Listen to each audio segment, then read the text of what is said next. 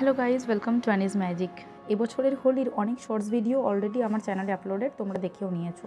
কিন্তু হোলির দিনটা ঠিক কীভাবে সেলিব্রেট করি বাড়িতে, সেই ভিডিওটাই আজকে তোমাদের সাথে শেয়ার করবো বলে নিয়ে এলাম। সকাল সকাল স্নান ধান করে রেডি হয়ে গেছি, সুন্দর একটা শাড়ি পরে নিয়েছি, আর একটু কানের দুল আর একটু চুড়ি। যাই হোক, এই শাড়িটা বোন আমাকে এবছর হোলিতে গিফট করেছে। এই যে দেখতে পাচ্ছ, আমার রেডি হওয়ার ফাঁকে মা গোপলোকে ভোগ দিয়ে দিয়েছে, আবিরও দেওয়া হয়ে গেছে। এবার আমার পালা।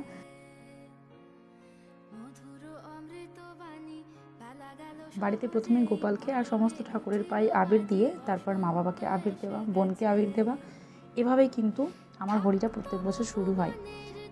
আর এখানে দেখতেই পাচ্ছ, মায়ের পায়েও আবির দিয়ে নিলাম। আমরা দুজনে একটুখানি আবির মাখামাখি করে তারপরে ভাবলাম পূর্ণিমাটা লেগে রয়েছে, তো একটুখানি শিব মন্দিরে ঘুরে আসি।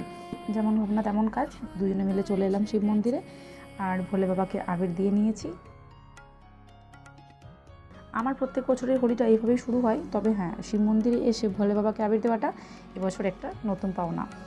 আর এই যে কচিকাচারা রয়েছে, এদের সাথেও একটু হোলি খেলতে আমার ইচ্ছে করে, এবার যেহেতু ওদেরকে আমি রং দিই না বা দেওয়া উচিত না, তাই জন্য ফুল দিয়েই ওদের সাথে একটু রং খেলার চেষ্টা করি প্রত্যেক বছর।